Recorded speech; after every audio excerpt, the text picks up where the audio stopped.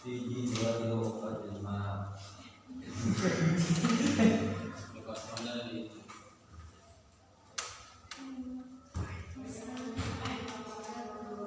Ada penambahan pengurangan? Sama. Baik, sebelum masuk ke pembelajaran, saya akan mengabsen dengan absen yang tidak biasa. Kalau biasa itu hadir, hadiroh. Maka saya awali biar tidak terlalu tegang juga. Perkenalkan dulu, saya Ahmad Syarif Hidayatullah, mahasiswa STAI Dr. Kamarudin Hakim. Alhamdulillah sekarang bersilaturahmi pada siswa-siswi di SMK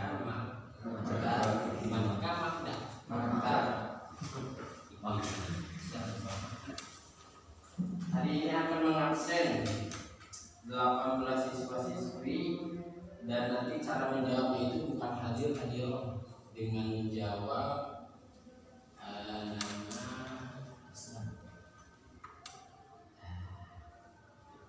kabupaten atau kota di Jawa. Bisa nggak kira-kira?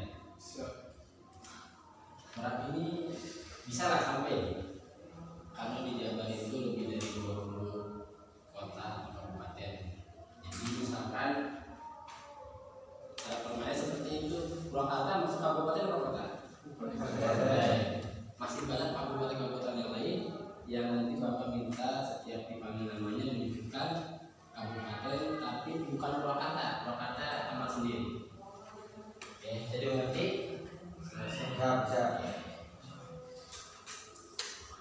Aap Abdul Hamid.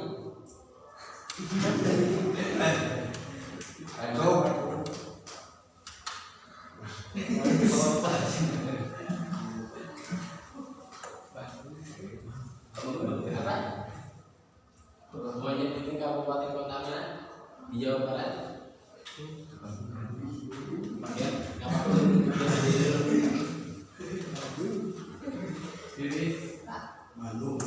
Bandung itu ada dua ya. Ada kota, ada kabupaten. Karena udah Bandung, jangan seperti Bandung lagi yang lain.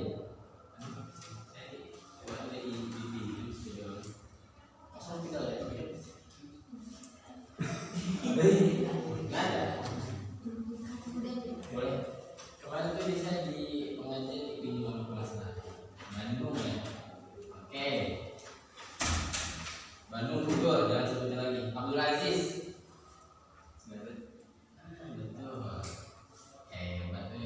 Betul. Aldi Mizwan. Subah. Tanggal Purwakarta ya. Sarua Pelatna. Davi Imanullah. Bogor.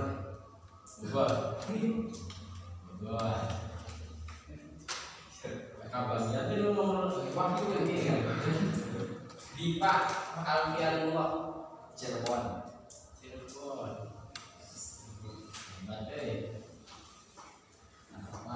Fajar Karismawan. Saya di kantor. Ani Nur Habibah. Karawang Subang tetangga ya? Tetangga Purwakarta sama seperti lantai. Julian. Kantor. Julian berarti. Muhammad Abdul Raihan. Rahman. Janjur.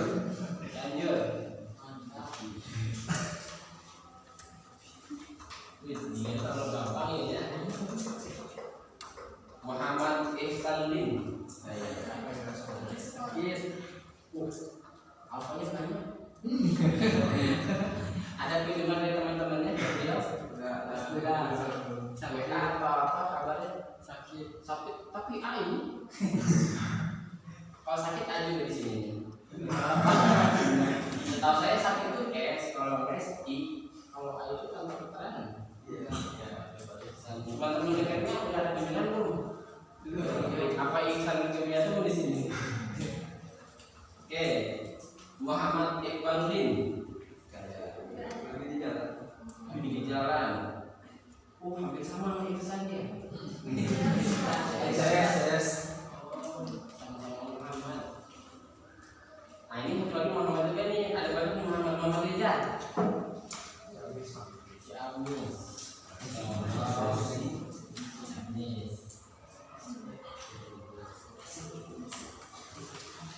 Muhammad Rizky Rifai,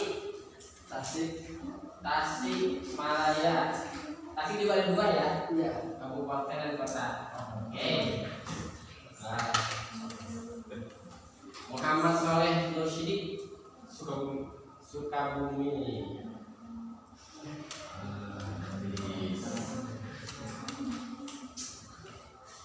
Aula Tausif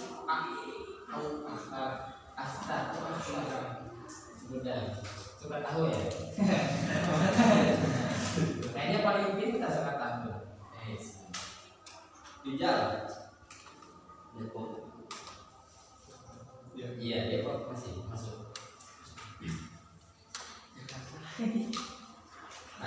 Siti Robiatul Adawiyah, Bekasi. Sama. Tetangga Karawang. Wahyu, saya. Ada yang terpanggil? Kamu tadi siapa? Julia ya? Julia mau pilih kabupaten kota mana?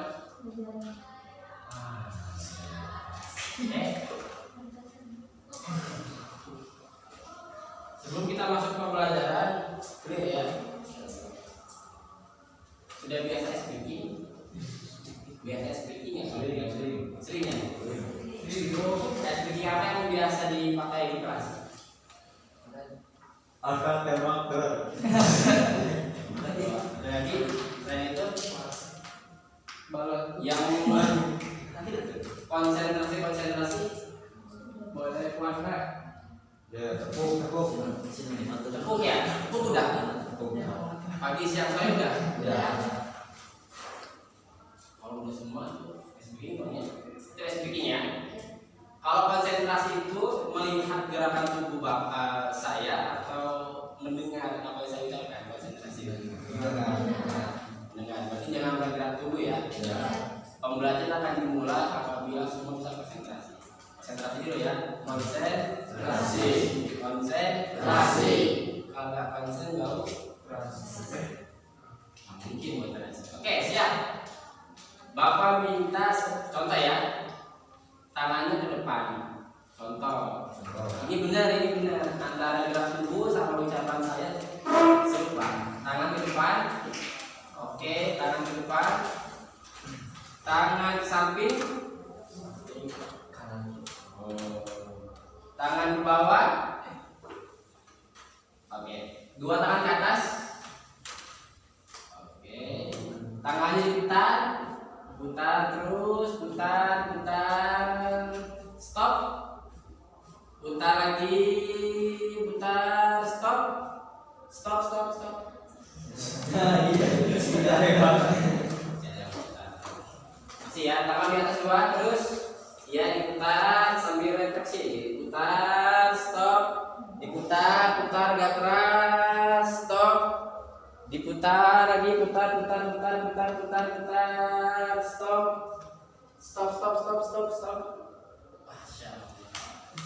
Berarti pembelajaran bisa dimulai. Minggu lalu pendidikan agama Islam membahas apa? Masih ingat kan? Pembelajaran minggu lalu atau PA ini dalam seminggu berapa kali pertemuan? Hari ini aja berarti. Minggu lalu apa?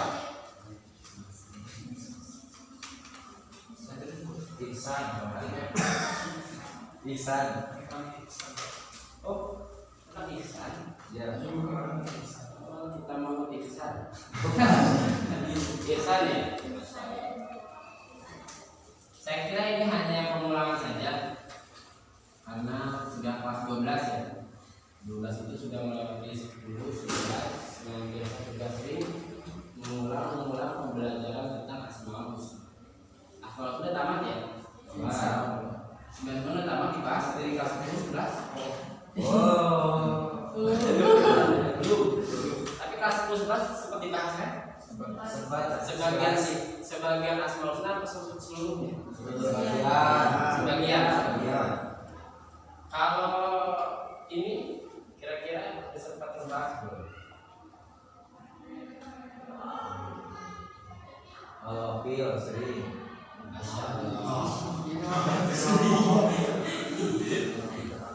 Tapi saya bilang sering.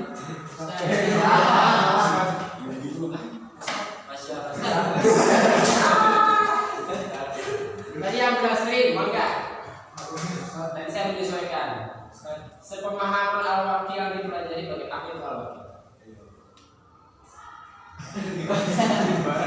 Sering tadi bilang sering. Al-wakil sering. Saya rasa al-wakil itu makanan sehari-hari lah. Gimana? Oh iya. Bagaimana al-wakil? Pengertian al-wakil yang sudah dipelajari. Sering. Wakil yang maha mewakili. Yang maha mewakili. Selain terus penjelasan al-wakil selain yang mewakili apa lagi? Yang mewakili. Mewakili siapa?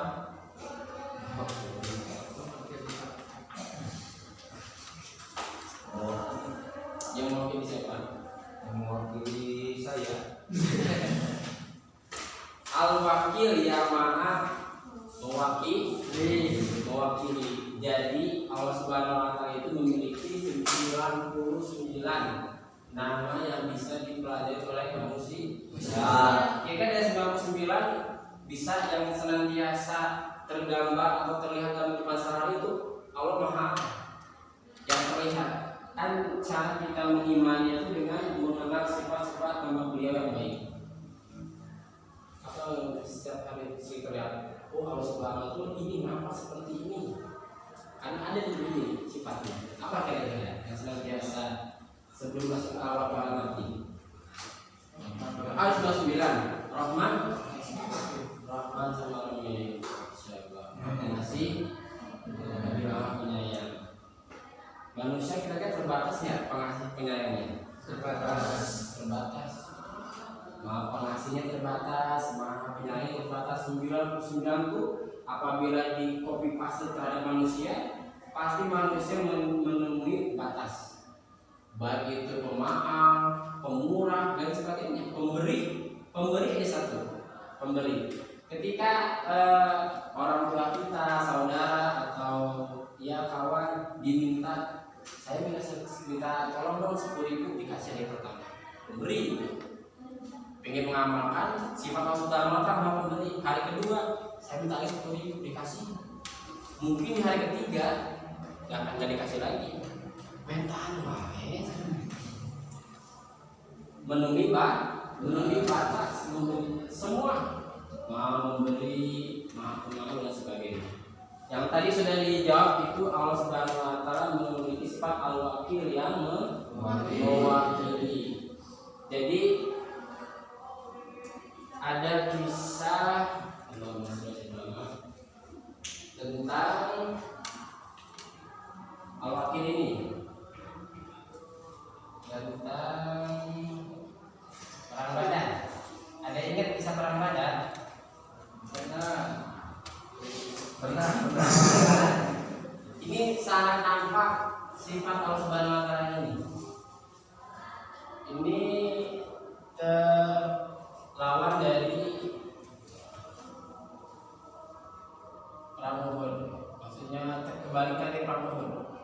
Karena di sini nggak nampak. Ini nggak nampak.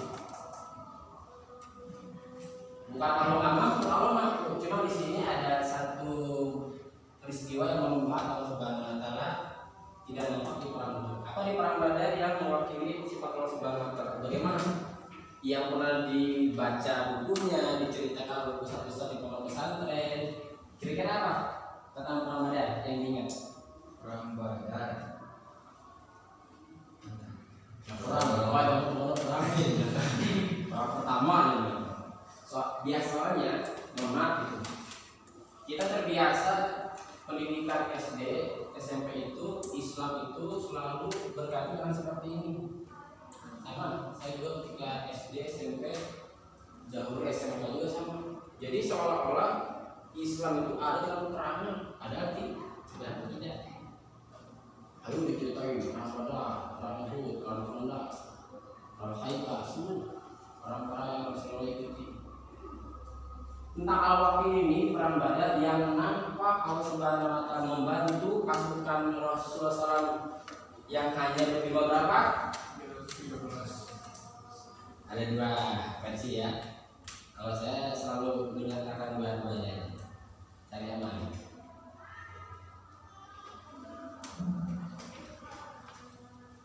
313 atau 317 pasukan yang Rasulullah bawa di perang Badar melawan 1000 kafir Quraisy. Kalau hitung-hitungan angka ada statistik itu kan. Tapi di perang Badar Allah Subhanahu wa taala menangkan Rasulullah beserta para sahabat karena nampak sifat Allah Subhanahu wa taala itu al-wahid. Dengan cara apa? Dengan cara berpaksa diri Dengan cara apa? kepada Allah. Agak keras juga teman-teman yang dengar, ya bu, iya bu, jadi asmaul husna kan dengan apa? Pede aja, jangan takut salah. Dan mau dihukumnya Dengan cara berpaksa diri kepada Allah.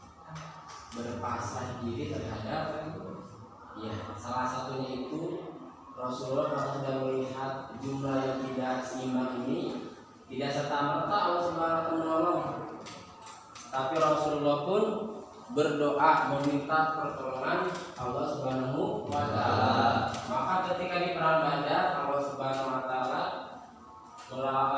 pasukan muslimin 313 melawan 1000, yang 1000 ini bisa Allah kalahkan dengan Allah hadirkan 1000 pasukan yang tidak kasat mata. Tapi dengan catatan harus ada dua. Kemenangan itu ada dua. Ada dari sifat Allah Subhanahu wa taala dan dari Rasul. Kenapa tadi Bapak bilang ketika di perang Uhud itu nggak muncul ini? Ada di sini. Ketika di perang Badar itu sedikit ya. Ketika di perang Badar 313 atau 317 sahabat ini mengikuti instruksi Rasulullah tanpa terkecuali. Mereka mengikuti apa yang Rasulullah sampaikan, apa yang Rasulullah perintahkan berbuat. Maka Allah Subhanahu wa taala beri pertolongan Rasulullah. Tapi di sini kebalikannya. Ketika di perang Uhud itu Allah Subhanahu wa taala tidak menolong. Kenapa tidak menolong? Karena mereka ini, para sahabat ini sudah meninggalkan sunnah Rasulullah. Para Rasulullah katakan, walaupun kita sudah menang, sudah mengejar orang-orang kafir Quraisy ini sampai ke ujung kota, tapi pasukan pemanah jangan turun dari Jabal Uhud. Walaupun kita terkejar sampai ke ujung kota, tetap jangan turun. Inilah di sini salah satu hikmahnya. Kenapa mereka ini turun? Karena ada satu penyebab dalam Islam itu yang paling halal pertama kali itu paling halal, ghanimah. Ketika mereka melihat ghanimah itu kan dunia ya, rampasan perang.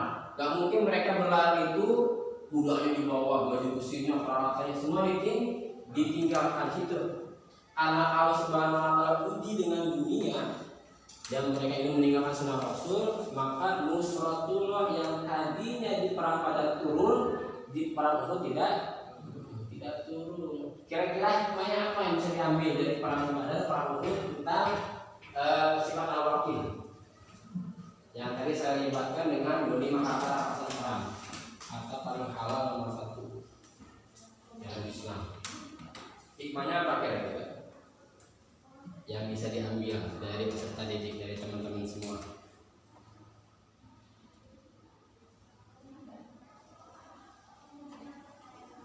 Gimana?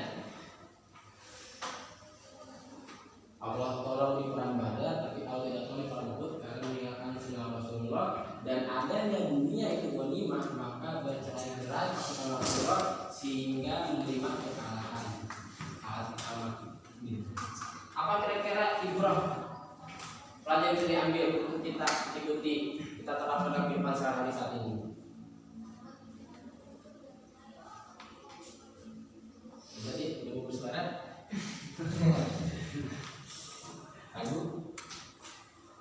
Ini nih, penyebab di sini. Jangan kita terpedaya oleh ini. Sama dunia. Kalau saya yang lagi perkataan itu dengan ini menyebabkan kerusakan, menyebabkan pertengkaran, yang menyebabkan namanya ada permusuhan apapun itu pasti dunia. Itulah dunia. Yang saat ini orang sedang berbondong-bondong memperebutkannya. Setiap negara itu berbondong-bondong ini memperkaya negaranya dengan sumber daya yang dimiliki. Tapi sumber daya yang dimiliki pasti dan sudah pasti itu ada batas. Ada batas waktu, ada batasnya. Kalau sekarang negara sumber daya alamnya itu akan ada batasnya enggak?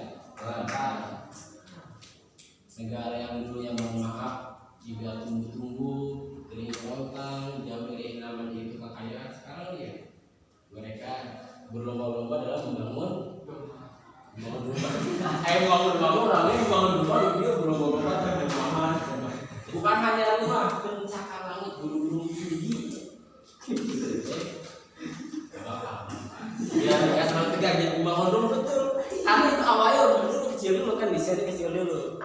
Lama-lama jadi besar. Seperti itu. Jadi Allah Subhanahu Wa Taala yang mewakili kita semua yang ada di dunia ini. Segala keperluan kita itu Allah cukupi. Dan kita selalu manusia mesti bersandar hanya pada Allah Subhanahu wa Ta'ala. Kalau bersandar kepada selain Allah sudah dipastikan kita akan menemukan kebuntuan. Pasti buntu. Masya Allah. Jadi saya teman-teman semua ini senantiasa harus bersandar pada Allah Subhanahu wa Ta'ala. Kalau al-mati setelah al-waqi, al-mati bagaimana al-mati?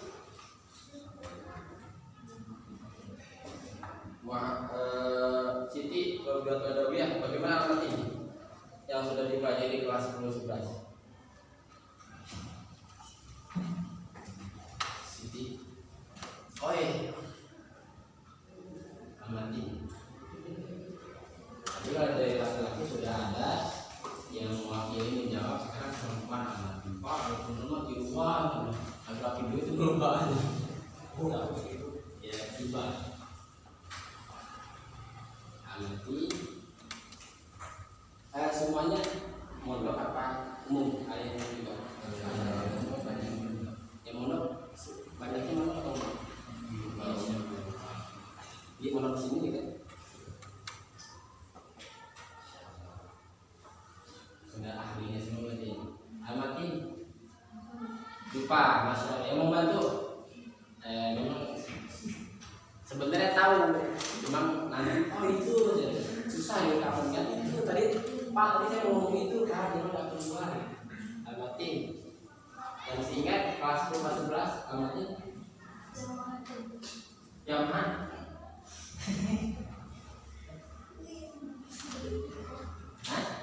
Ya betul. Yang mana? Apa itu apa sih? Bukan. Kalau kita ke emas, panggilan orang-orang yang berduit. Pokok itu kuat, maha kuat. Manusia ke depan seperti apa sih? Apa yang senantiasa ikut lomba binaraba? Dikeluarin semua kira-kira seperti mana? Yang ujung nih belum ada suaranya nih. Apa pada puasa? Saya Allah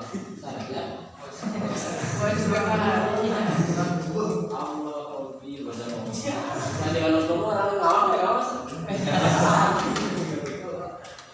gimana? Kira-kira manusia kuat seperti apa sih?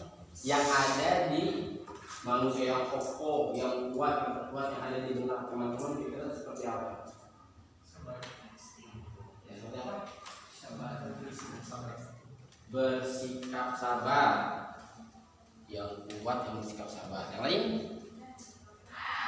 saya pernah menemukan jawaban ini pasti ini. Ketemu jawaban ini Masya Allah. Tadi di depan udah yang bersikap sabar manusia kuat Masya Allah. Yang lain saya butuh dua jawaban lagi. Tadi ini jawab rumah Masya Allah. Dua jawaban lagi kita masuk ke masalah mati. Yang sabar Masya Allah. Yang lain kayaknya mesti paham ya deh.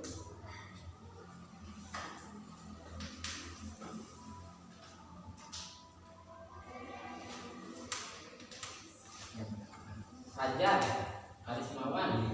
Jadi pokoknya di sini tik di kantor. Di kantor lagi tugas ya. Nomor Rizky Rifai bagaimana masih?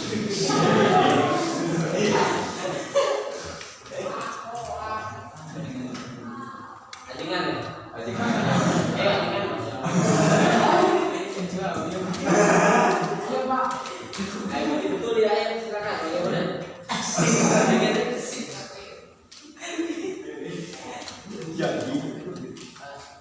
Bagaimana? Ajengan?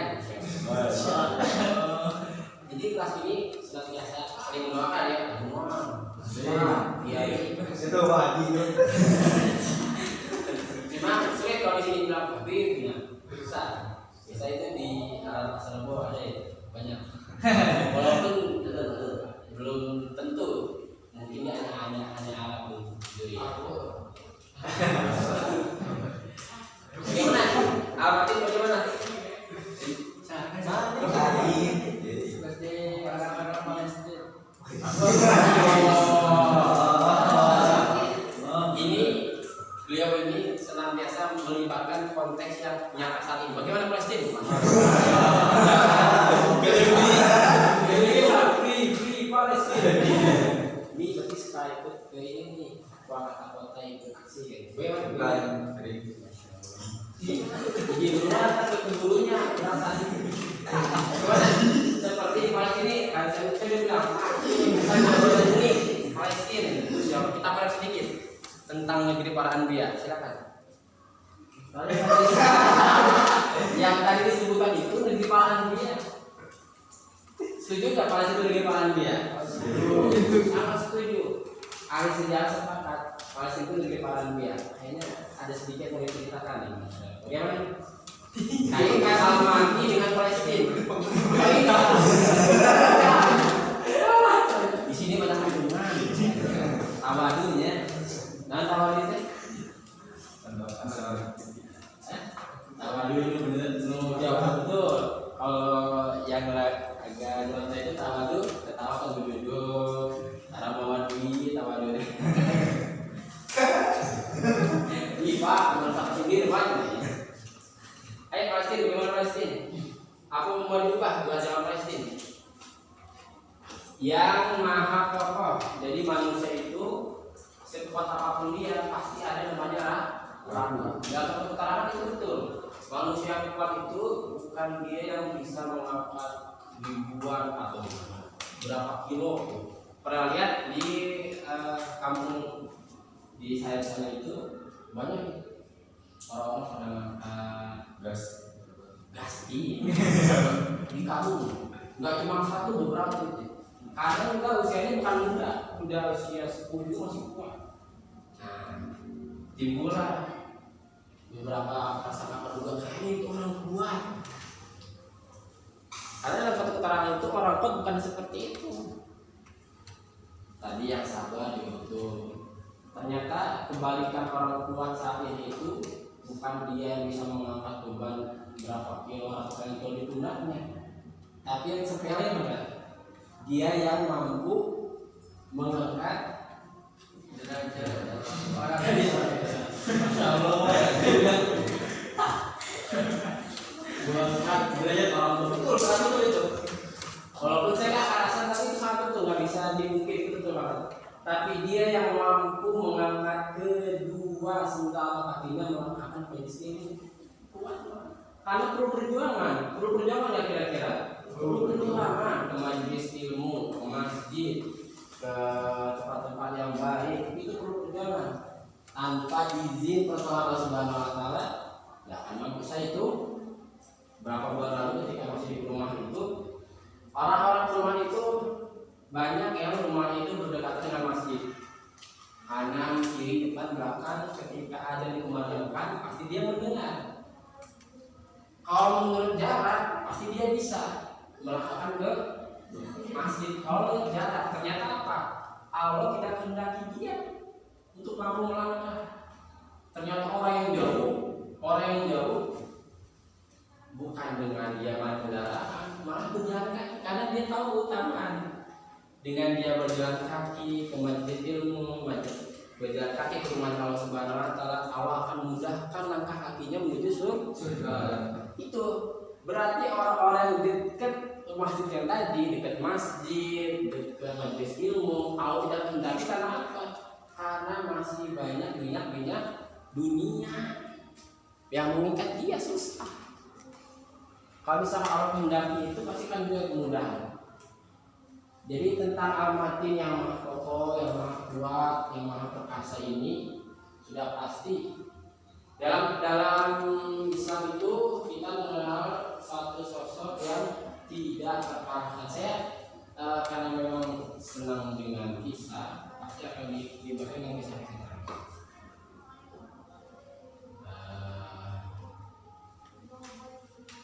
Ada yang pernah dengar kisahnya? Ada yang pernah dengar kisahnya? Saya di satuan dasar, satuan pertama maupun di SMA juga senantiasa melibatkan dengan kisah-kisah para anbiya, kisah-kisah para sahabat. Memang style saya di situ senang dengan kisah-kisah.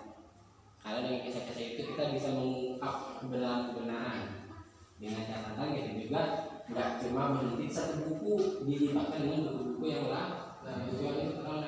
Bagaimana tentang Khalid bin Walid, tentang yang kita sekarang masuk Al-Matin ya, saya masuk yang maha kuasa. Khalid bin Walid ini terkenal menjadi apa? Panglima perang. Iya.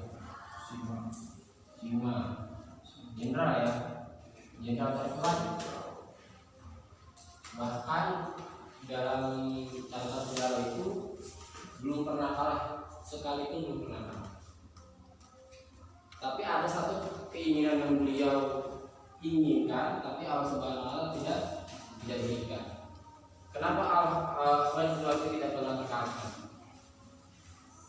Apakah dia masuk kategori sosok manusia yang kokoh tadi, kokoh, kuat, perkasa sehingga tidak pernah terkalahkan? Apakah perawakannya sangat besar sehingga orang-orang sebelum bertemu sudah takut? Atau seperti apa? Karena dalam sejarah Khalid bin Walid ini tidak terkalahkan. Bahkan pernah satu ketika itu Sayyidina ini ketika zaman Khalifah itu ada ketika Khalifah kedua itu sudah mengetahui bahwasanya para sahabat-sahabat yang berjuang dengan Khalid bin Walid ini mohon maaf gitu, sebagian sudah mulai akidahnya atau keyakinannya itu melenceng. Mereka beranggapan bahwasanya dengan adanya Khalid maka peperangan selesai. Bahkan sebelum bertempur sudah selesai. Karena mereka meyakini dengan adanya Khalid bin Walid ini maka pertempuran akan dimenangkan. Tetapi ketika itu Khalifah yaitu Sayyidina Umar bin Khattab tidak menjadikan Khalid menjadi jenderal, digantikan dengan anak muda yang bernama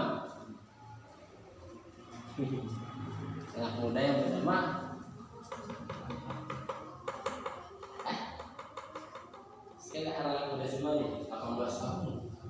Jadi dulu itu ada anak muda yang usianya 18 tahun itu sudah memimpin peperangan. Zaid bin Harithah termasuk anak muda. Ada yang lain?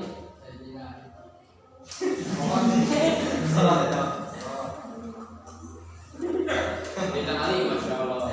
Dia langsung ke Khalifah keempat. Gak salah, emang kuat juga, cuma bukan yang bilang itu. Ketika dijawab hal itu, ya baik Zaid bin Harisa maupun Usama bin Zaid dan sebagainya itu diperintahkan oleh Sayyidina Umar untuk memimpin peperangan. Mohon maaf, dalam perang tersebut ketika tidak melibatkan jenderal terdepan ini, hampir peperangan tersebut kalah. Kalau bahasa Sundanya kita ini Sunda Indonesia ya, bahwa bahasa Sundanya curang ini solid we atuh jenderal. Ketika di pertemuan itu digantikan oleh orang yang lain, pemuda yang lain antara Zaid bin Harisa atau Usama bin Zaid, maka peperangan hampir kalah. Maka seketika langsung kepemimpinan diambil oleh Khalid bin Walid. Bayangkan ketika berkecamuk peperangan saja, Khalid dengan cepat sigah ini langsung bisa merubah strategi perang sehingga kemenangan didapatkan. Tapi ada satu yang dicemburi orang ini didapatkan, yaitu Masya Allah, ini yang ada ini. Teman-teman itu ketika berperang saya mencium aroma surga, saya mencium bunga-bunga dan sebagainya, saya mencium tentang surgawi, tapi kalau tidak seperti itu. Kenapa kira-kira? Jenderal terkuat mencemburi teman-teman yang sudah syahid pada Allah Subhanahu wa Ta'ala, tapi meninggalnya itu dalam pembalingan. Apa kira-kira yang menyebabkan itu? Yang mana?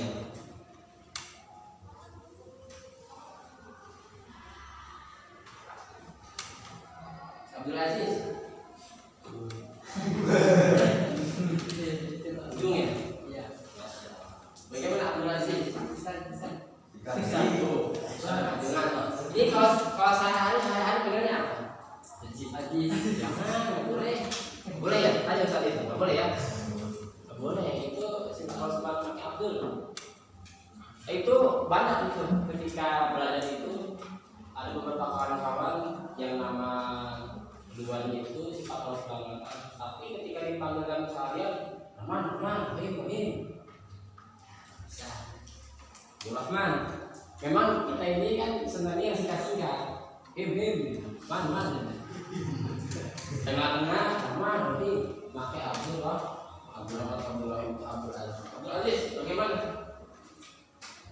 Tidak diberikan syahid, mati atau meninggal kembalikan. Orang dia harus paling kuat, jadi menurut Abdul Aziz, karena Khalid bin Walid merasa paling kuat, maka diberikan syahid itu di perang. Gimana teman-teman yang lain? Setuju apa enggak? Apa jawaban lain? Kita sambil diskusi aja. Ini ajangan-ajangan ini belum sembarang nih. Bisa sore.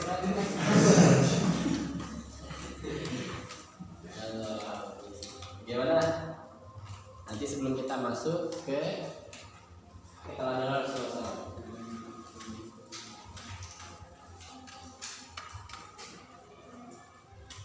Ada yang menambahkan bagaimana? Karena beliau merasa paling kuat, karena Khalid bin Walid ini terkenal dengan gelar pedangnya Allah atau sinarnya Allah dan sebagainya, atau bagaimana lagi. Jadi tidak mungkin yang berkaitan dengan Allah Subhanahu wa Ta'ala mati dalam medan perang, tidak mungkin. Karena di situ Rasulullah itu sudah melihat dalam diri Khalid bin Walid ini ketika di para kubur ada perempuan ini yang mimpin pasukan kafir Quraisy. Kalah itu karena strategi Khalid. Dia diberikan syahid karena Allah Subhanahu wa Ta'ala menginginkan bahwasanya yang berkaitan dengan Allah Subhanahu wa Ta'ala itu bukan di medan perang meninggalnya, karena ada itu singanya Allah, pedangnya Allah dan sebagainya.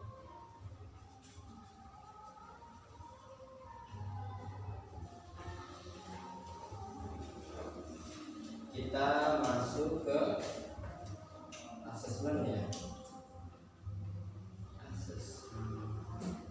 Kalau bulan Januari ini ikut ujian ya?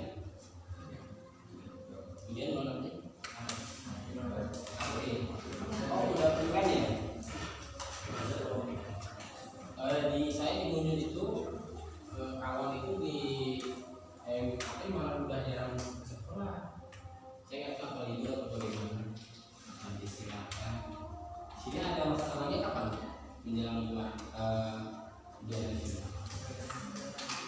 influen. Sekarang masa tenang ya? Belum.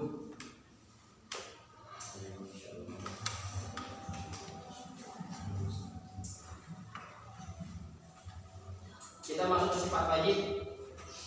Sifat wajib, saya kira alamat-alamatin selesai ketika kita perjalanan. Sifat wajib yang biasa dihafal, nanti dihafal itu berapa? 20. Kira-kira dihafal beserta yang tidak mungkinnya. Kayak wujud ada, adam tidak. Kira-kira tidak ada itu yang tidak mustahil bagi orang dihafalkan juga nggak? Pernah. Coba.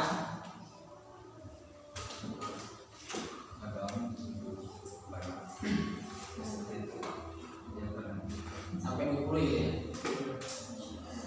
Coba sifat wajib atau pendek juga 20 pengen ya.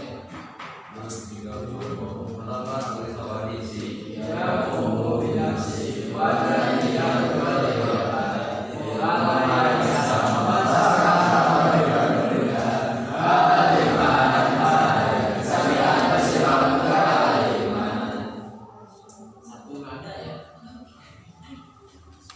Saya kira tadi itu ketika sifat awal itu wajib itu akan beraneka ragam nada. Satu nada ya. Berarti dari satu budaya sama. Betul. Kalau di saya itu misalnya itu banyaknya sama.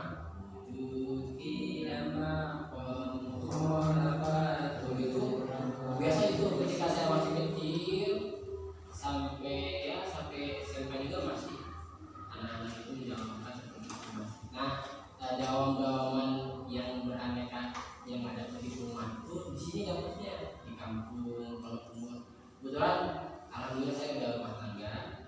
Di Pondok Umur itu beraneka ragam itu. Ketika para santri itu pulang dari ponpes dengan ragam-ragam yang guru-gurunya ajarkan seperti itu. Alhamdulillah. Di sini yang umum berapa orang? Selain 1, 2, 3, 4, 6 umum ya? 7. Kira-kira teman-teman dari yang muatan lokal itu keagamaan suka meminta umum dalam sesi diskusi ketika menemukan isu dan belajar tentang pendidikan Islam suka? Seringnya itu kita menawarkan diri orang mereka datang. Iya, maksudnya mereka datang minta pertolongan kita langsung inisiatif pasti inisiatif, masya Allah. Mereka datang ya, Ustaz. Tergantung pembahasannya ya, orangnya.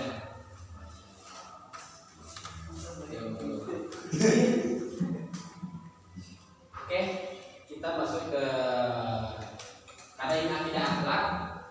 Saya akan fokusnya terus di akidah akhlak. Sama ketika berhubungan juga dengan hati, sama pembelajarannya tidak penonton. Intinya kan kalau berbasis itu kemenangan itu bisa fikih, akidah, Quran hadis, sejarah kebudayaan, gimana sama ya akidah. Nah, ketika udah masuk di poin ini, saya minta peserta didik silakan dibagi kelompok. Ada kita memakai pembelajaran kooperatif learning. Apa sih? Biasanya sering ini ya, sering dengar ya? Model apa yang biasa teman-teman pelajari dapatkan dari guru-guru? Kooperatif learning, problem-based learning. Kooperatif learning bagaimana? belum tahu istilahnya. Belum tahu. Tapi kayaknya biasa dilakukan. Kooperatif learning itu kerja kelompok. Sering. Gotong royong, kerja kelompok seperti itu sering ya? apa? Di PLN juga sering. PI sering. Biasanya membahas apa? Kalau saya lebih ke akidah lah tentang keteladanan. Sekarang kan banyak itu dari aja membahas hadiah yang mendapatkan kan debat. Masya Allah. Ini nggak sabar. Kamu aja belum punya KTP ya? Udah. Ketika memilih itu punya HP ini betul. Tapi saya belum situ ya. Kemarin itu, kemarin itu saya kepikir juga di MTS Darussalam. Jika sudah pembelajaran, saya minta dokumentasi. Saya bilang formal ya, formal. Ketika gaya bebas, semua serta ke kelas. Rabu. Dalam hati saya, mereka harus punya hak pilih. Jadi maksudnya mohon maaf ini siapa yang mendoktrin? Anak ITS kelas 3. Pak, mau gayanya dua Pak. Bilang tuh itu politik enggak? Alvin jangan Jika kalau misalkan mohon maaf itu di SMK nggak ada penggiringan seperti itu kan? Nggak ada. SMK ada. SMK mana? Nah itu maksudnya kan itu sensitif ya. Mungkin ketika ada guru yang mengawasi dia bakal kalau duit pasang bagaimana? Saya malah SMK malah ini nggak ada pendoktrinan penggiringan seperti itu ya. Tapi semua udah punya hak pilih ya. Punya. Ada yang belum? Ada. Masya Allah. Bulan tahun 2029 berarti. Udah bisa 5 lah. Sampai bisa milih sih. Bisa kalau ya. Keteladanan Rasulullah.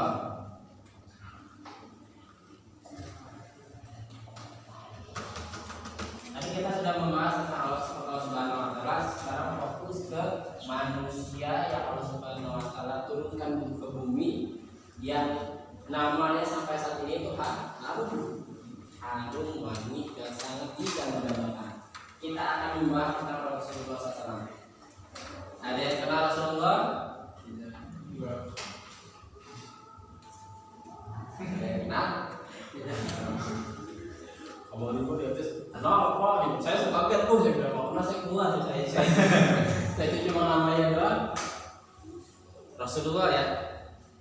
Jadi Allah Subhanahu wa taala dalam satu keterangan itu menciptakan kurang lebih 17 sampai 18 ribu makhluk yang ada di dunia ini. Ada yang terbang, ada yang dalam air, ada yang di daratan, ada yang di udara. Tapi hanya manusia yang Allah Subhanahu wa taala ciptakan dengan kesempurnaan. Dan kesempurnaan hanya dimiliki oleh Rasulullah, manusia yang paling sempurna. Sebelum kita masuk ke keterangan Rasulullah, kita harus mengetahui bahwasanya Rasulullah itu diciptakan oleh Allah Subhanahu wa taala. Ada 5 poin menjaga hubungan baik. Bagi beberapa kelompok ya. Kira-kira kita ingin dulu ya, persetujuan aja. Kira-kira di akhir pembelajaran nanti mau ada soal apa enggak? Boleh. Kita persetujuan aja. Kalau saya enggak terlalu memberatkan. Ya nanti ada pun itu mau materinya sesuai sama yang saya sampaikan. Kalau mau santai sampai akhir saya akan menjelaskan seperti ini sambil tanya jawab. Kalau mau ada tanya yang saya buat nanti 20 menit sebelum akhir kita akan buat pertanyaan. Kita sepakati dulu. Santai. Kalau santai ini saya anggap tegaran tadi ini. Karena nanti fungsinya nanti kita kerja kelompok, gotong royong dan sebagainya itu untuk menemukan jawaban. Setelah jawaban didapatkan, beberapa anggota kelompok itu hasil temuan jawabannya dipresentasikan di bagaimana? Santai atau mau ini? Santai.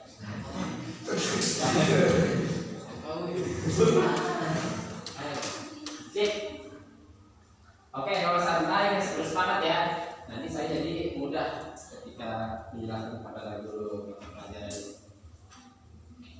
Cara menjaga hubungan baik kepada Allah Subhanahu Wa Taala menurut hemat saya ada 5. Silakan. Apa kira-kira yang pertama? Menjaga hubungan baik kepada Allah Subhanahu Wa Taala. Bebas.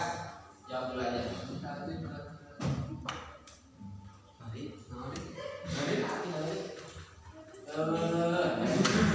Saya jadi bingung. Saya ini mana? Bang, bersikap takwa. Kayak yang lain. Ya, menjauhi setiap larangannya berarti mengikuti setiap perintahnya. Ya. Takwa. Ini menjauhi yang lain.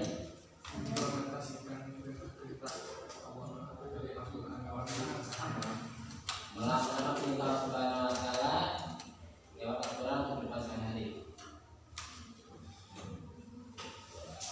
Ya, saya kira jawabannya semuanya betul. Tapi untuk pertama itu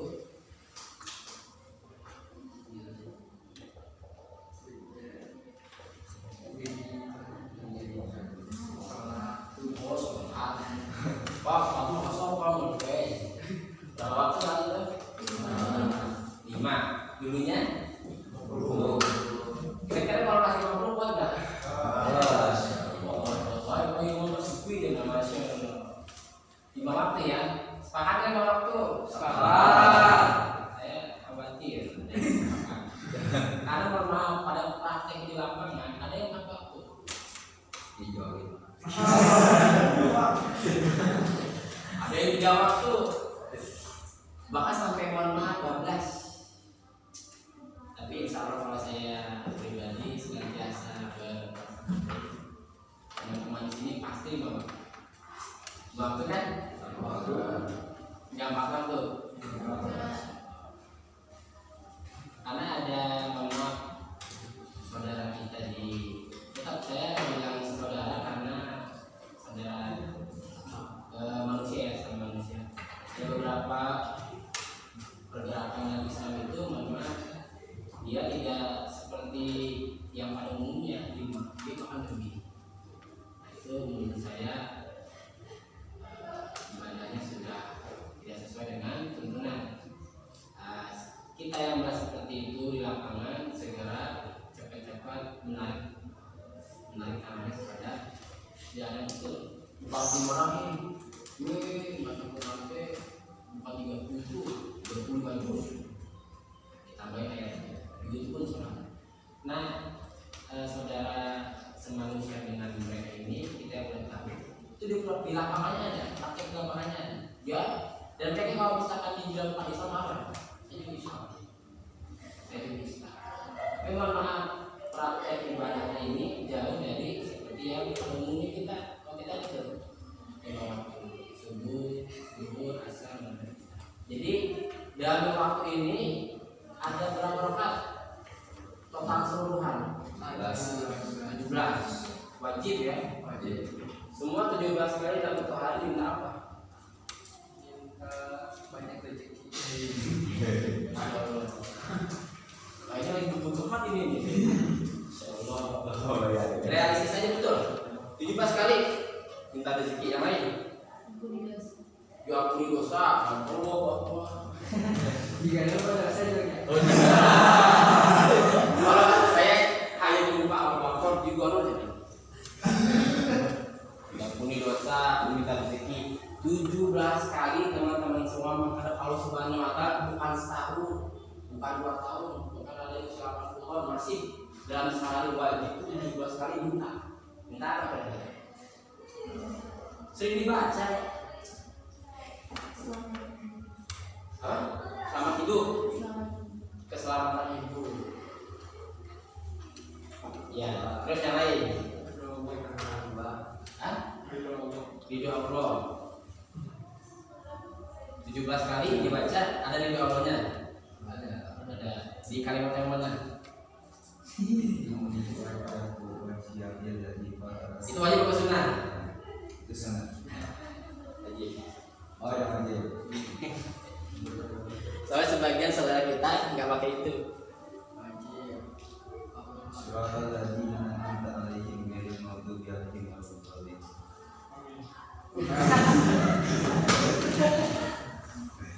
Kita betul Betul. 17 kali. Dan belum mereka tunjukkan. Nanti dulu nanti 4 kali. Dia yang kalau sudah minta 4 kali. Karena kalau misalnya lagi baca bisa diulang karena itu aja. Ntar asal minta lagi. Dan besok berarti hari minta lagi. Gak cuma besok berarti itu minta lagi. Dan manusia itu mohon maaf kebanyakan itu ketika dia meminta dan dia belum paham apa yang dia minta. Dia minta petunjuk. Sedangkan Allah Subhanahu wa Ta'ala sudah kasih tahu petunjuk itu. Apa kira-kira? Ihdinas siratal mustaqim. Tunjukilah kami jalan lurus. Minta lagi. Tunjukilah kami jalan lurus. Sedangkan jalan yang lurus adalah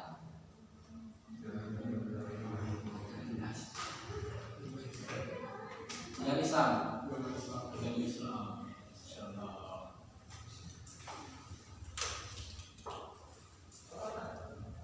Ihdinas siratal mustaqim. Jalan yang lurus. Allah Subhanahu wa Ta'ala sudah menunjukkan jalan yang lurus itu berarti jalan yang sudah dipastikan orang-orang tersebut itu sukses dan benar. Kira-kira kita di sini udah sukses dan benar belum? Belum. Berarti nggak bisa buat itu. Nggak bisa. Kesuksesan itu diukur ketika dia sudah tiada dan karyanya banyak.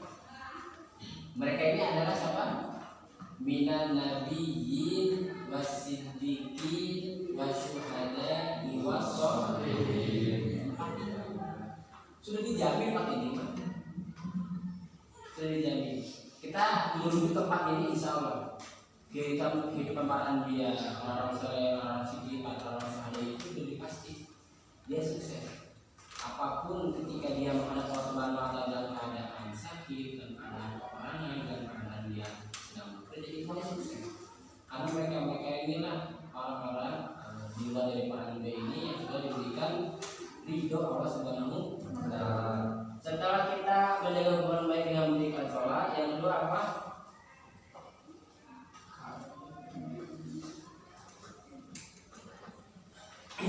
Ini paling sering. Santri pasti sering banget. Tapi saya ragu, mohon maaf, kalimat kedua saya ragu, suka membaca sering. Lanjut aja.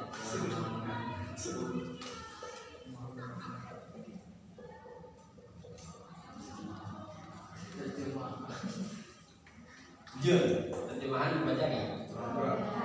Jarang. Kita belum bicara tentang tafsir, astagfirullah, terjemahannya. Bahkan di Indonesia itu juga kemudahan Kementerian Agama dengan mencetak Al-Quran yang ada terjemahan. Apa kita yang bukan orang-orang Arab itu ketika Al-Quran biasa aja, nggak perlu ada namanya terjemahan. Ketika membaca Al-Quran biasa. Kami itu sudah biasa bahasa sehari-hari mereka. Dan kalau kita mesti membaca terjemahannya, karena 1/3 Al-Quran itu adalah kisah orang-orang terdahulu. Kalau misalkan kita, masya Allah, membaca Al-Quran selesai dari Al-Fatihah karena sekali lagi baca dan semua lancar, dan kita tidak membaca terjemahannya, berarti kita di situ tidak mau mengetahui maksud dan tujuan Allah. Kisah-kisah Nabi para terdahulu, kisah-kisah bagaimana kaum yang dahulu merasa bangga dengan kesehatannya, bangga dengan pertaniannya, bangga dengan tubuh yang kuat, bangga dengan tanaman-tanaman, air dan sebagainya. Itu apa yang bukan saja tentunya. Dulu itu kaum terdahulu itu merasa bangga mungkin dengan saya berbadan sehat ini untuk menjawab orang-orang yang mengenal pada saat itu mengatakan bahwasanya dengan saya berbadan sehat saya itu sukses. Kaum A itu nggak tanggung-tanggung, orang yang besar dalam sejarah dikatakan itu orang yang besar. dan kuat-kuat. Dan mereka ini kalau misalnya mencabut satu pohon itu bukan, kalau kita tuh cuma yang bilang mesin kalau itu enggak, dia cabut atau betul. Apakah seperti itu kalau Subhanahu wa Ta'ala diberikan kesuksesan? Enggak. Dengan perkebunan itu untuk menjawab pada saat ini manusia jangan sampai terlena dengan tubuh Anda yang sehat, dengan tubuh Anda yang kuat, dengan sistem perairan yang banyak, dengan tumbuh-tumbuhan yang bagus, lebat dan sebagainya. Hanya misalnya masih dikit, masih ada yang sudah sukses. Kita tapi semuanya teman-teman ini Al-Qurannya sudah ada terjemahan semuanya. Apa Al-Quran hafalan semua? Bukan. Ada terjemahannya. Pesan dari saya itu gimana caranya? Kalau saya itu senantiasa seperti itu dalam seminggu. Kan biasanya Quran itu ada beberapa tali itu ya, hijau, merah, kuning, 4 berarti tergantung yang dicetaknya. Satu garis untuk hafalan Qurannya, satu garis lagi untuk membaca terjemahannya, satu lagi itu untuk bacaan. Seperti saya itu biasa bilang ke bentuk seperti itu di gimana caranya para peserta didik ini hafalan Qurannya ada, dia tahu maksud apa ayatnya baca itu apa, dan jangan lupa ngaji ada juga di Pak, apakah dengan saya sudah menyelesaikan bacaan sampai anak selesai? Enggak, diulang. Karena tidak akan bosan. Mungkin kalau kita membaca buku-buku sejarah, buku filsafat, buku apa, mungkin 1 kali 2 kali bosan. Al-Quran tidak akan bosan. Dan makin kita baca, semakin kita mengetahui tahu makna dan terjemahan dan kemudian tafsirnya, semakin kita mau menguluti. Masya Allah, ternyata di surat ini seperti di surat Sabah ayat 10. Walaqad ataina Dauda minal fadlan ya jibalu awwima at-tayra wa alan hadith anima sabiqati wa qadri fi sari wa masajini bima ta'malun. Di situ di Sabah 10 itu Allah SWT katakan bahwasanya Daud alaihissalam, Daud itu siapa? Ayahnya siapa? Nabi Sulaiman. Nabi Sulaiman dengan berbagai mukjizatnya, tapi Nabi Daud itu kan punya mukjizat juga. Berupa tadi di Sabah 10. Dengan apa? Ketika Nabi Daud alaihissalam berzikir di atas gunung, dia berzikir mengingat Allah Subhanahu wa Ta'ala dengan zikir Nabi Daud. Ketika bertasbih, bukan hanya dia yang bertasbih, gunung itu bertasbih, gunung-gunung itu bertasbih, gunung-gunung sekitar tersebut ikut bertasbih, dan bahkan dengan zikir Daud ini besi bisa melunak.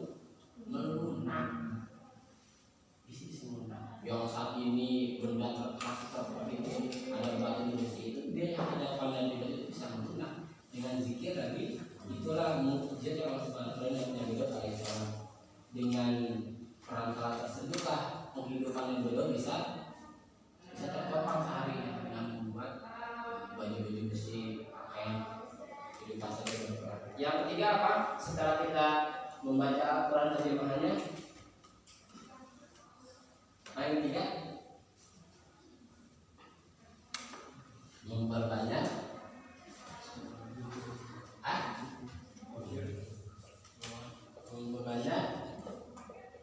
bersyukur. Ini yang menjadi hubungan para sahabat itu yang memiliki untuk bersyukur. Biasanya kita bersyukur itu kalimatnya apa yang keluar? Dapat apa biasanya yang alhamdulillah? Duit. Kabar baik, kabar gembira, dapat HP baru, dapat teman baru.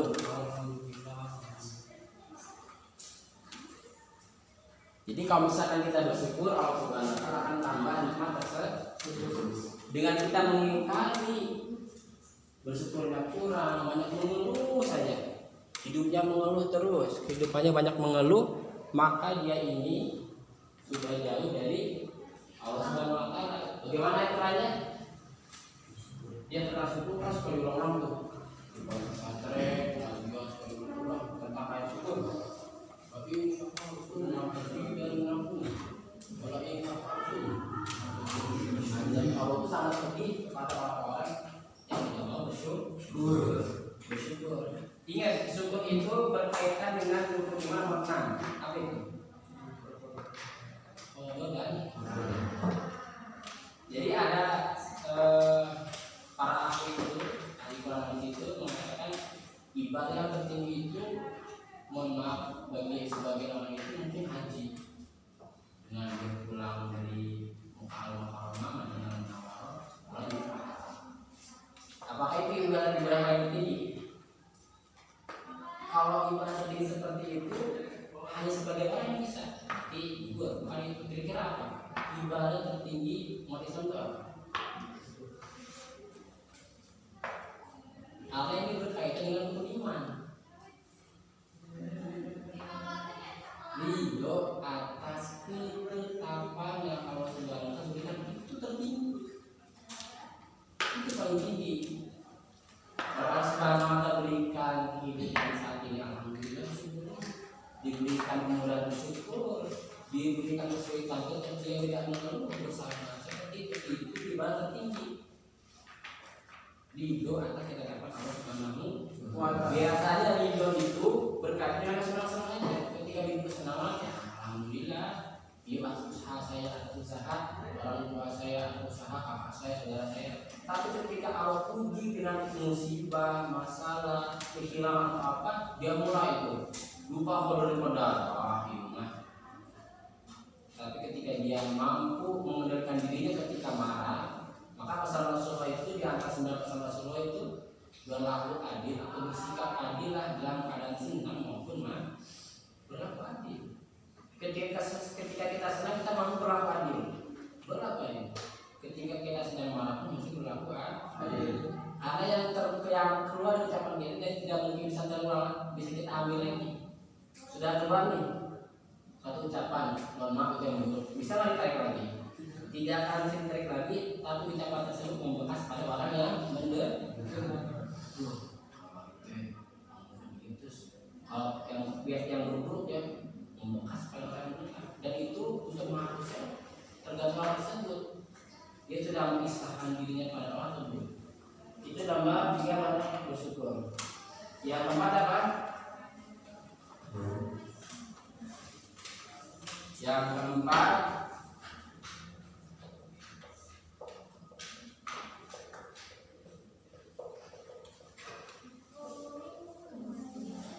selalu mengingat suka ingat mati. Suka ya? Berapa kali mencari ingat mati? Hari ini aja nih dari pagi sampai menjelang zuhur, baru berapa kali kita ingat mati? 1 kali tadi paginya.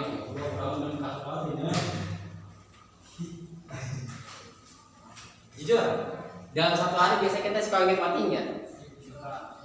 Sudah menjaga hubungan baik kepada Allah Subhanahu wa taala. Pak, menurut hemat saya itu selalu ingat kematian. Pak, emang ada faedahnya, ada keuntungannya, ada nggak kira-kira?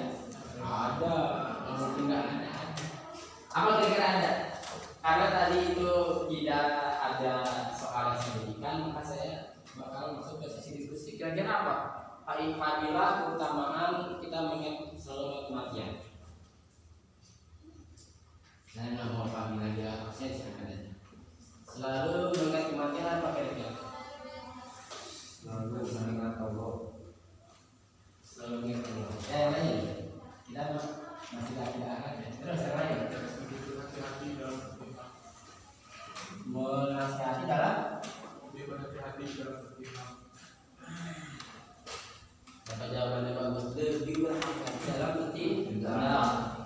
Bayangkan seorang muslim yang taat pada Allah Subhanahu wa taala itu senantiasa melibatkan Allah Subhanahu wa taala dalam setiap tindakannya. Maka almarhum dari sejuta umat itu berikan dari itu bilang, ketika seorang muslim ini senantiasa melibatkan Allah Subhanahu wa taala dalam setiap urusan. Saya melangkah ke sini, Allah ridho atau tidak? Saya memegang ini, Allah ridho atau tidak? Saya berpikir ini, Allah ridho atau tidak? Saya berucap ini, Allah ridho atau tidak? Dan seperti ini dan dimiliki. Melibatkan Allah ridho atau tidak dalam kehidupan sehari-hari dalam ini, tenang aja lah dengan bersifat Allah ini. Memang benar. Tapi istighfar itu hanya diampuni untuk dosa-dosa kecil aja. Dosa-dosa besar tidak bisa dengan istighfar. saya masuk ke bangun sengaja mungkin tentang kaitannya dengan istimewa dan jadi dengan selalu macam itu kita berhati-hati dalam bertindak. Kira-kira teman-teman suka hati-hati nggak dalam bertindak? Dulu itu ada anggapan atau ucapan orang dulu itu mulut mahal sekarang bukan mulut apa mereka jempolmu hati kamu dengan kita memetik apa, melihat apa, membuat satu apa itu dulu tuh dengan perkataan. Karena apa? Sekarang itu mohon maaf manusia di mana itu bukan susah, mudah dalam berkomunikasi. Saya dapati di beberapa tempat karena sudah ketika mereka berkumpul itu susah berkomunikasi mereka. Sibuk dengan gaya masing-masing. Saya bawa botol, lihat di blog ini ada di desa ikan dan saya bilang kalau misalkan masing-masing udah di rumah dengan kalian berkumpul di tempat ini itu ya untuk menceritakan, untuk bertanya, melihat ya di belajar apa di sekolah itu berdiskusi, belajar, menelaah lagi. Sekarang komunikasi kurang, mereka banyak di dunia maya karena itu bukan lagi mulut harimau tapi mulut. Yang kelima itu apa? Setelah banyak kematian, nomor 5 banyak apa? Banyak zikir. Zikir itu apa aja zikir? 5. Siapa ini kan? Allah Subhanahu wa taala. Dengan mengingat Allah Subhanahu wa taala hati akan menjadi tenang. Itu sudah pasti. Nih, saya ketika menghadapi ujian semester itu saya di masa 1. Insya Allah yang saya sampaikan di sini nanti saya alami juga bahwasanya banyak Allah Subhanahu wa taala ketika mengerjakan sesuatu di sekolah, di rumah dan sebagainya Allah Subhanahu wa taala. Hanya di saya itu setiap lembar soal yang diberikan itu selalu ada arahan bagaimana mengeksekusi itu bukan nilai itu, tapi bagaimana kejujuran. HP tas semua dikumpulin semua. Selama 1 semester itu yang dia pelajari itu mohon maaf berapa persen yang nempel dalam ingatan. Makanya biasanya ditemukan itu ketika mau ujian ada namanya SKS sistem itu semua masya Allah belajar setengah tahun di tahun ke-6 di bulan ke-6 itu mau ujian itu baru ini semuanya baca ketika dibaca semua dibaca tutup dah bismillah nyampe kelas dikasih soal aduh favorit. Jadi yang SKS seperti itu cara-cara orang terdahulu seperti itu jangan kita copy paste dan kita sehari-hari. Kita harus senantiasa punya style gaya belajar yang berjenjang seperti itu. Dengan banyak memperbanyak zikir kepada Allah Subhanahu wa taala ini menjadi hubungan baik pada Allah. Disertai dengan banyak mengerjakan ibadah sunnah. Kalau Rasulullah ini memperjuangkan sunnah. Gak main, Rasulullah itu 13 tahun di kota Mekah, 10 tahun di Madinah itu kurang lebih 23 tahun setelah dia menjadi kenabian. Beliau itu memperjuangkan sunnah. Buat kita, buat mahasiswa, buat teman-teman di SMA, buat apapun dia yang memperjuangkan sunnah. Karena apa? Dengan kita banyak melibatkan sunnah dan ibadah sehari-hari itu, maka kehidupan kita akan terarah. Kira-kira sepengetahuan teman-teman sunnah tertinggi Rasulullah pasti beda jawabannya. Sunnah yang berkaitan dengan peninggalan Rasulullah tapi masih diamalkan apa yang tertinggi? Apa? Puasa. Sholat sunnah. Puasa sunnah. Jawaban dari teman kita sebut puasa. Menurut saya Pak, ibadah dari itu puasa. Kenapa puasa? Ya pokoknya puasa karena salah satu pintu surga itu ada babul tahu pintu puasa. Nggak salah juga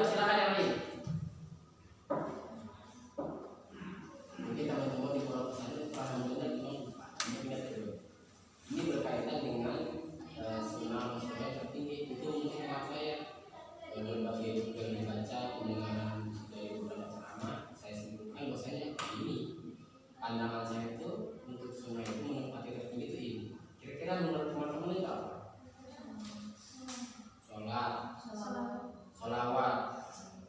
Memulai sholawat kita kepada Rasulullah. Puasa, sholawat. Silakan yang lain. Yang di ujung ada jawaban? Masya Allah. Yang di ujung ini senantiasa sedekah. Abbas. Senantiasa sedekah. Apa kira-kira? Dengan memperbanyak sholawat, menjalankan puasa sunnah, apa lagi? Zuhur itu jawabnya juga 12 kurang kan ya? 11.50 kan? Zuhur kali itu di kantor, ketika azan selesai berkumandang, saya siap sudah. Tapi kan bulan ini saya di kelas. Temu? Sunnah tertinggi Rasulullah menurut hemat saya yaitu mahabbah, berkasih sayang kepada seluruh makhluk. Mahabbah, Rasul itu berkasih sayang kepada seluruh makhluk. Kan Rasul itu nggak diutus kepada persahabatnya, bertemu dengan lawan kita mahabbah, ketemu anak kecil mahabbah, ketemu yang semua mahabbah, berkasih sayang kepada tumbuhan mahabbah, kepada hewan mahabbah, apalagi manusia. Mahabbah inilah kasih sayang dan kasih sayang kepada semua makhluk ini sudah jarang dimiliki. Beda suku, beda ras, beda agama, saling serang, hujan. Rasul itu kan seperti itu. Rasul itu senantiasa mahabbah, bahkan kepada paman itu mahabbah. Rasul itu 13 tahun di kota Mekah itu saking mahabbahnya tinggi pada seluruh makhluk apalagi manusia, gak main-main, pagi, siang, sore, malam, terus berganti hari 2 tahun, terus sampai 13 tahun dalam catatan sejarah itu. Apa kalau Rasulullah pada orang-orang Mekah? Gak berubah. Saking Rasul itu memikirkan mereka ini agar selamat. Ya ayuhannas, qul la ilaha illallah tuflihun. Terus lorong desa ke desa, pintu ke pintu. Ya ayuhannas, qul la ilaha illallah tuflihun. Terus ketemu orang yang sama. Mungkin kalau kita saat ini mengingatkan orang sekali 2 kali dia masih mau terima. Ketiga kali itu udah bosan. Udah, berarti ya ayuhannas lagi kan. Pasti ayuhannas. Kalau misalkan sekali itu ajakan yang mudah itu, dia bukan aja. Sekali 2 kali dia masih boleh. Mungkin kesekian kali ini udah bosan, udah lagi saya semangat. Rasul itu nggak merasa bosan. 13 tahun, bukan waktu yang sebentar. Kalau memakai saya, ya ayuhannas qul la ilaha illallah. Wahai manusia, ucapkanlah oleh kalian kalimat la ilaha illallah, maka kalian akan beruntung. Semua kepamannya, sanak saudara, anak kecil, orang-orang di Mekah itu Rasul ajak bagaimana mereka ini mengenal Allah Subhanahu wa Ta'ala. Allah Subhanahu wa Ta'ala. Ya ayuhannas terus. Bahkan ulama katakan apabila ketika Rasulullah itu mengetuk pintu, setiap pintu di kota itu Rasul, cincin Rasul itu dicat menjadi merah, seluruh pintu di kota Mekah itu berwarna merah. Karena tidak ada satu pun pintu yang tidak tertutup, diketuk semua. Ayuman digunakan Yahudi, maaf, esek, ayuman, Rasul itu mahabbah kalau semua. Apa Rasul semua? Terus seluruh pintu akan berwarna. Apabila langkah kaki Rasul ketika melangkah kaki itu, kaki tersebut dikatakan oleh ulama dicat menjadi merah, seluruh lorong, seluruh kota, seluruh tempat itu berwarna merah semua. Sejarah itu apa itu? Bukan lagi apa itu. Saking langkah Rasul itu menuju semua tempat. Ya pilih-pilih. Kalau kita mungkin sekarang pilih-pilih. Imam melihatnya pasti bakal dulu, Imam enggak. Jadi kita harus senantiasa punya sifat mahabbah, berkasih sayang pada seluruh makhluk. Apabila kita punya sifat mahabbah, berkasih sayang, nggak ada istilah mohon maaf menyukai kasih sesuatu. Tumbuhan orang dendam, coba seperti itu. Ada tata caranya pada hewan, pada manusia, pada tumbuhan. Ada tata cara yang Rasul ajarkan. Apabila kita tidak mau menjalankan itu, tidak mau senantiasa mengerjakan sunnah 1 kali 24 jam, berarti dari bangun tidur sampai tidur kembali ikut sunnah. Wah, ini berat, emang seperti itu. Tapi yang Rasul perjuangkan itu bagaimana kalau misalkan Rasul yang meninggalkan sunnah? Ya Allah, makan kita makan sembarangan, nggak tahu halal atau haram atau subhat dan sebagainya, kan nggak tahu. Maka Rasulullah itu adalah manusia yang senantiasa memperjuangkan sunnah. Apabila kita senantiasa menghidupkan sunnah dalam kehidupan sehari-hari, ya mudah aja deh. Apa kira-kira yang mudah? Bisa tadi itu senantiasa sunnah. Dalam maksud itu akrim ummaka wa abaka, hormatilah ibu dan cara menghormati ibu bapak seperti apa? Apalagi dengan berbakti. Tadi teman-teman kesini salaman, iya. Ada yang lupa? Salaman semua ya. Pulang salaman lagi. Melewati perkumpulan orang sedang duduk, permisi terpunten apa enggak? Permisi. Itu salah satu adab yang senantiasa langsung dilakukan. Di kota-kota lain enggak. Makanya alhamdulillah di kita di Jawa ini orang-orang saling santun baik-baik. Kalau nanti teman-teman ketemu sama orang seberang seperti saya saudara orang Sulawesi, ya teriak-teriak semua. Mereka ngobrol itu bukan ngobrol seperti ini. Ngobrolnya biasa tapi intonasi atau nada itu itu biasa. Kayak saya kaget ketika dari Sulawesi mereka ngobrol.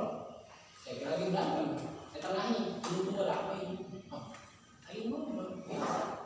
Itu seperti ini ngobrolnya. Saya bilang kita biasanya kan dengan santun, pelan. Bahkan saudara saya yang di Tasikmalaya itu pelan, udah pakai bahasa Sunda, Mas.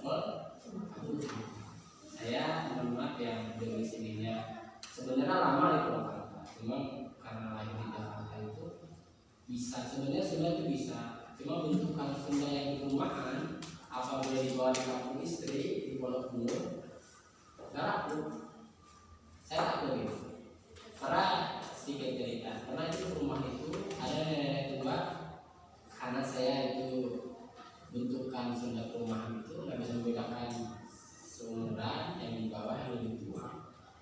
Karena yang 70 tahun itu saya dengan tenang bilang, "Wah, ada harta."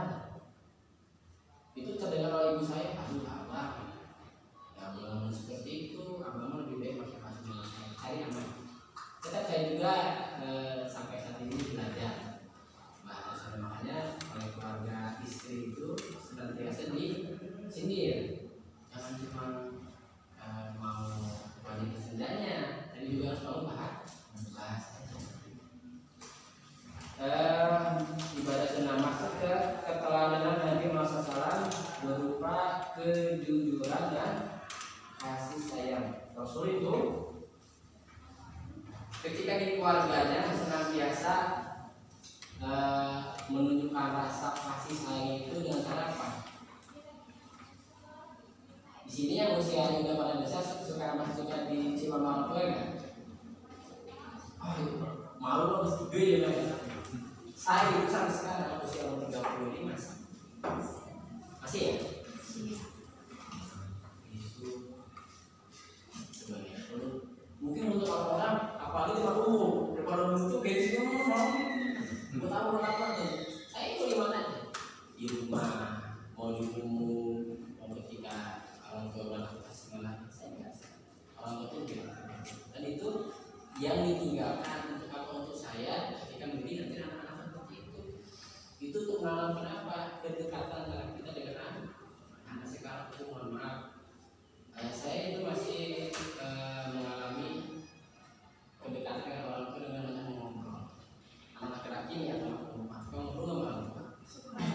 Apa yang boleh? Sekarang saya cerita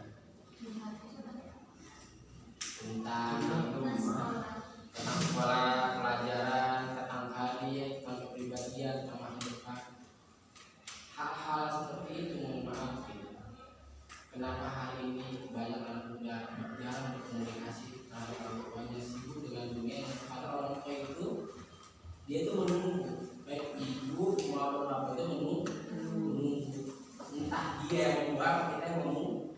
Saya itu sebelum almarhum saya meninggal itu, almarhum itu, saya termasuk anak yang sangat biasa mendampingi bang, kata Bandung, ngobrol dengan. Ya seperti itu nanti akan pelajaran tersebut. Kan kalau pelajaran kehidupan itu nggak dapat di mata pelajaran. Mereka itu dibentuk dengan kehidupannya.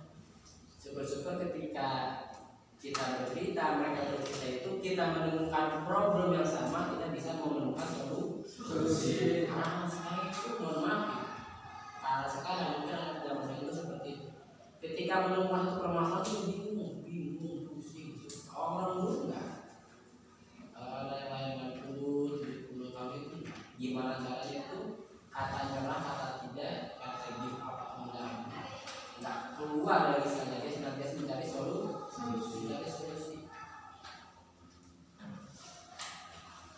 Ini tentang yang dengan baik daya. Kita nanti sekarang berarti masuk ke sifat Rasulullah. Benar sifat Rasulullah? Berapa? Yang pertama sahabat Nabi itu ada yang gelar itu Abu Bakar As-Siddiq. Hanya satu, Abu Bakar As-Siddiq. Dalam catatan sejarah itu hanya ada 2 manusia yang langsung diberikan salam oleh Allah Subhanahu Wa Taala tanpa perantara. Mungkin perantara pada Jibril, tapi hanya 2 manusia. Mungkin sebagian ulama bilang enggak cuma 2, 3 atau 4. Tapi yang pengetahuan saya yang saya dapat itu hanya 2. Salah satunya Abu Bakar. Yang kedua adalah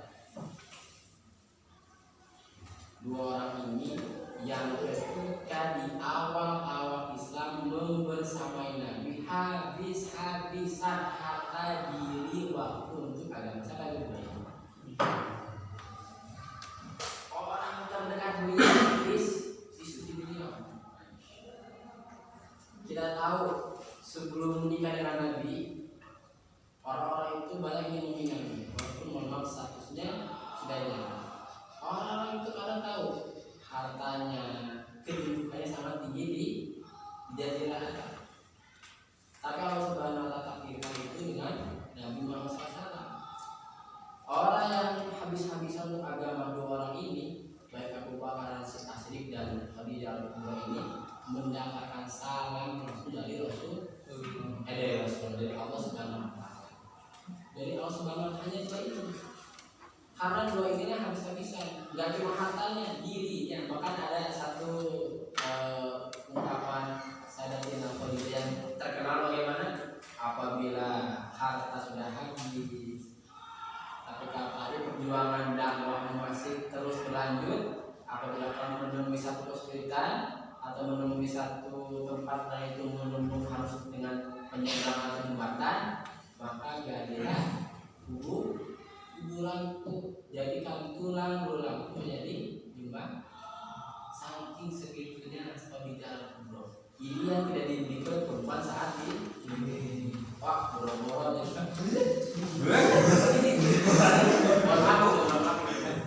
Ini tapi kan kita mesti melihat orang-orang sukses. Khadijah Al-Kubra seperti itu kepada Rasulullah.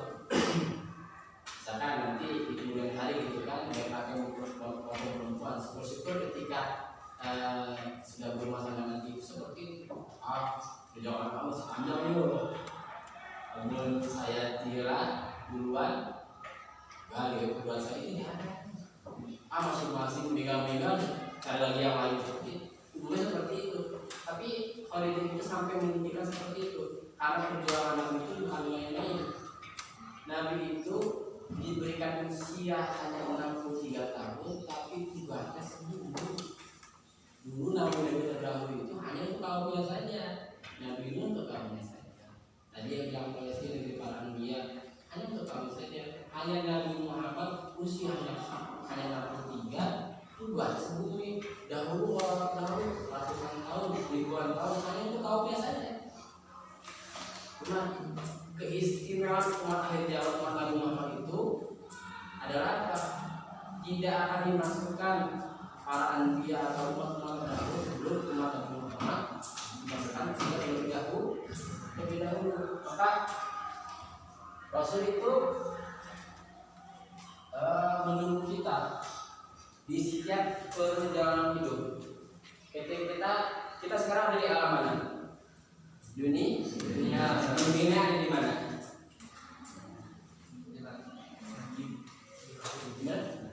Alam lagi, sebelum alam mana dia ada alam mana? Alam dulu, setelah alam dunia kita mau kemana? Setelah dari barzah dan memang perjalanan setelah barzah kemana lagi? Mahsyar, setelah mahsyar ya perhitungan, setelah hisab ya atau mizan dan sebagainya, baru nanti kita bertemu di sini. Yang nanti mohon maaf pertama itu seperti berjatuhan di jembatan terakhir itu berjatuhan, nggak main-main, seperti hujan sekarang ini. Tapi Rasulullah itu menunggu dari mahsyar, mizan, segala proses sebagai itu. Rasul menunggu sampai di Siratal Mustaqim. Rasul menunggu di ujung dengan membacakan doa ya Rabbi Salim, ya Rabbi Salim, ya Allah selamatkan dengan Rasul itu berdoa karena tahu nanti di Sirat itu banyak menjatuhkan, nggak tanggung-tanggung seperti hujan. Bahkan nanti di Sirat itu yang menolong kita tuh kendaraannya apa?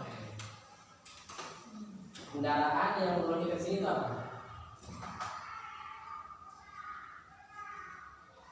Kan ada yang satu putaran itu secepat kilat, ada ya secepat kilat. Ada yang ketika di sini itu berjalan dengan lidahnya sesuai amal ketika di dunia. Ada yang susah payah menangkap, tapi ada yang secepat kilat dan ada kendaraan-kendaraan yang menolong ketika di sini. Apa itu kira-kira?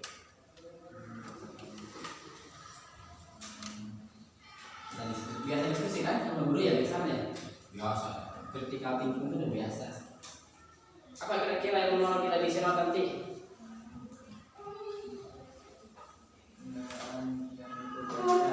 Apa?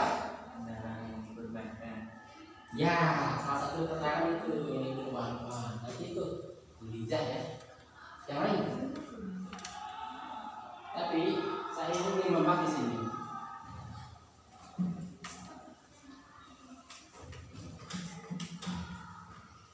Nanti di sini ada kendaraan-kendaraan yang berebut untuk membawa kita di Siratal Mustaqim.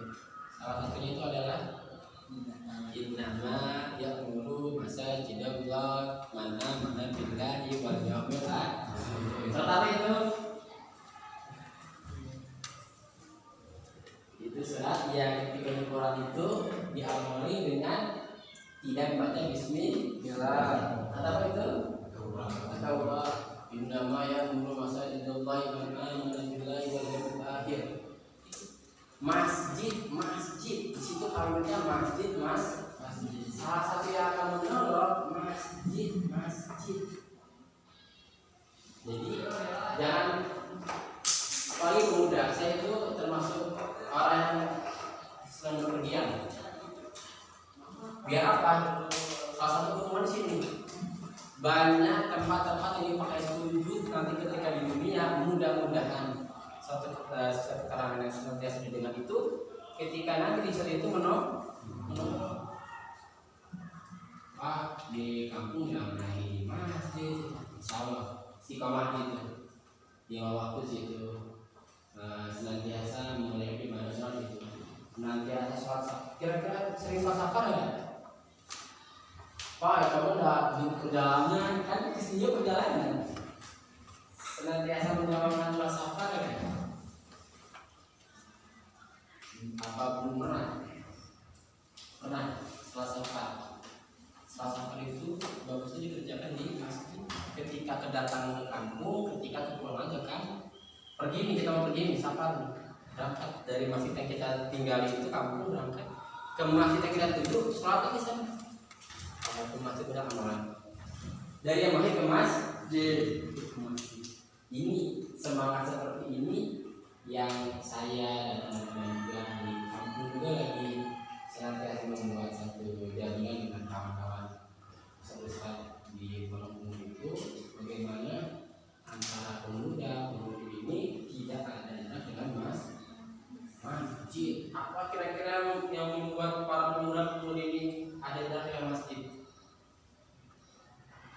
Merasa nggak antara teman-teman atau saya ini dengan masjid ada jarak? Kalau nggak ada jarak pasti bakal situ terus. Kira-kira apa yang membuat para pemuda-pemudi pada saat ini di umumnya itu ada jarak dengan masjid?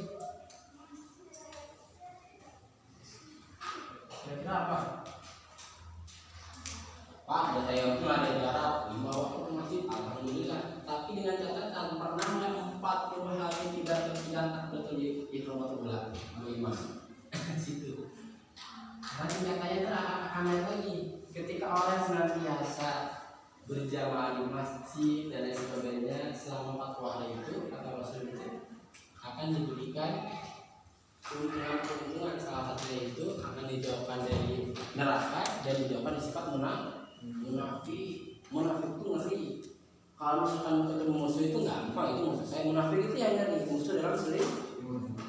Karena kita nggak tahu apa kira-kira yang membuat ada jarak pemuda-pemudi dengan majlis tamu itu apa pertama? Di salah satu beberapa paket orang-orang muda itu katanya nanti di situ layanan pengurus masjid ramah. Di sini ada pengurus masjid, ada atau irma di desanya atau di kampungnya ada irma, ada ramah nggak kira-kira? Ramah itu seperti apa sih? Ketika datang, masya Allah saudaraku sudah datang, silakan di sini tempat dulunya. Pelayanan yang kurang nih mas. Sebelum lagi ya, jawaban. Soalnya dasar soal itu sampai 10 menit. Pelayanan. Maka saya ada strategi apabila ingin kembali masjid ramai penuh, nggak cuma di mata doang, ada yang strategi. Orang-orang biasa fokus di sini nomor 2.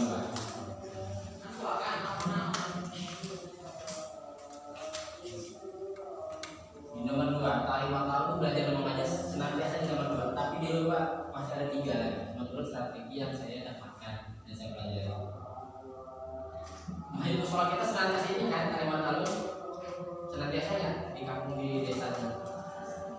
Dalam seminggu, dalam sepekan, dalam sebulan ada kalimat tahu di luar dari jadwal khutbah. Kami saja kalau di kampung itu ada 2. Ya kajian dulu di baru tetap belajar lagi. Suka ini kalimat tahu ya, tapi dia lupa bahwasanya strategi yang agar para jemaah baik pemuda itu bisa dikatakan masjid itu ada 3 yang lainnya. Nomor 1 itu ada namanya ya, dia nggak cuma fokus di sini, tapi gitu deh lagi. Dakwah kan cuma terus besar aja enggak. Dakwah itu wajib untuk semua muslim, nggak perlu kita hafal ribuan hadis. Baru ini ayat 1 aja tahu. Rasul kita kan seperti itu. Dengan kita bisa menghafalkan, mengamalkan 1 ayat 1 keterangan pun kita bisa berdakwah. Ayo ayo langsung berjamaah, bukan masalah. Wah, soalnya apa? Tidak jadi masalah. Yang penting kita sudah terlepas dari tanggung jawab. Yang pertama dakwah yang Allah mengajak manusia pada jalan Allah. Apalagi kita mendakwahkan ini agar mereka ini ke masjid. Yang kedua belajar dan mengajar. Yang ketiga ada di sini juga sering kalau orang sekarang di sini. Biasanya fokus di nomor 2 dan 3. Zikir ibadah sering. Di kampung saya itu almarhum kemarin Pak Gusaponi itu sebelum orang-orang datang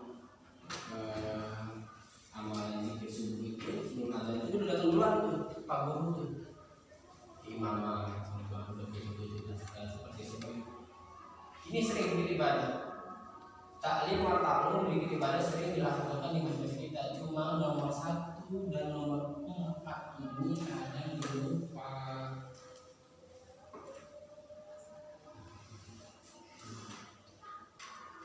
Hikmah dakwah ilallah, taklim wa ta'lum, zikir, ibadah dan hikmah. 4 strategi ini dilaksanakan dijalankan, insya Allah. Silakan. Saya udah menemukan orang yang mengamalkan ini, maka saya lagi mau copy paste di kampung istri. Cuma kan perlu perjuangan, karena saya pendatang ya. Pendatang itu bagaimana caranya dia tidak berusaha kusut, tidak seperti mengambil lahan orang lain. Saya melibatkan pusat-pusat muda, pusat senior, para tinggal di kampung itu, agar ini strategi yang saya ini ingin diterapkan ini bisa wujud. Karena apa? Apabila dakwah ilallah, taklim wa ta'lum, zikir, ibadah dan hikmah dilaksanakan, nggak cuma Jumatan, cuma ratusan sampai ribuan orang.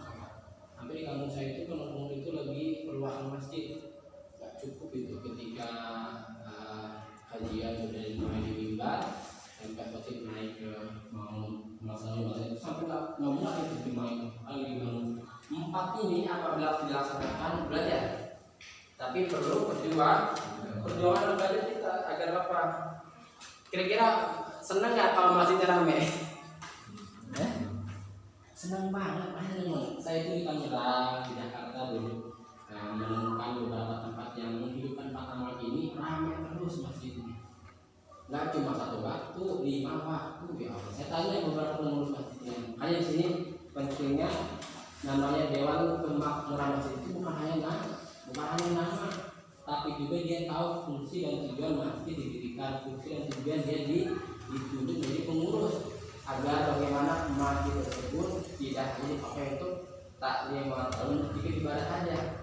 Di situ ada dakwah dan di situ pelayanan. Saya kira pembelajaran hari ini dicukupkan, alhamdulillah. Sebelum diakhiri, nanti setelah pembacaan doa, saya minta untuk sesi foto untuk dokumentasi. Setelah ini ada yang pelajaran